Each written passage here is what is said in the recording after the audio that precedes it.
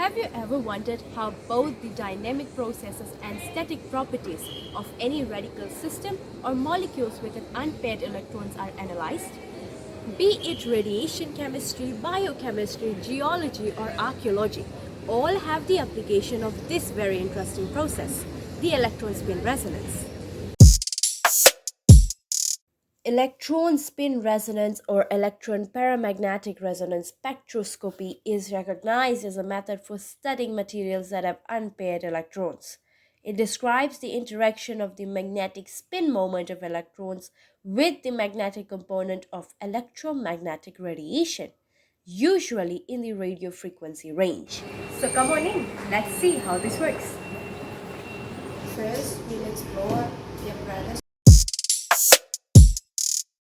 Let's begin with the experiment now. First you have to on the switches, which is already done. Then you have to on the mains, which is already done. The frequency knob was to be centered, the phase knob should be centered, and the current was at 150 milliamps, and the sensitivity was at full clockwise, which is at maximum. When you get the wave on the screen, you're gonna adjust the phase shifter to get the two peaks on the screen.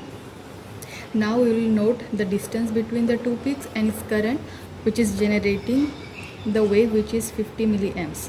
We will repeat this step till 300 milliamps and will note its corresponding diameters, the peak diameters, and these values will be tabulated.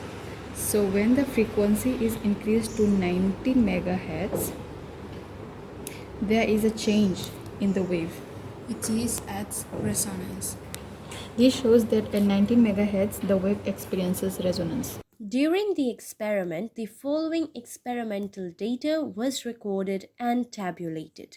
Here, as you can see, is the graphical representation of the tabulated data. In the data analysis, there were three concepts that were determined for each current value. Firstly, the magnetic field, which is H, was determined using equation 3, as shown below. Secondly, the magnetic field at resonance, which is H naught, was determined using the formula given below. And finally, the lambda G factor was determined using equation 5 as shown below. These were the values of the variables that was used in the calculation. And finally, as you can see, are the lambda G factors for the respective current values that were recorded. In a nutshell, the objective of the experiment was achieved, which was to calculate the lambda G factor and was to compare to the theoretical value. Hence, ESR measures electronic structure of free radicals. Vinaka.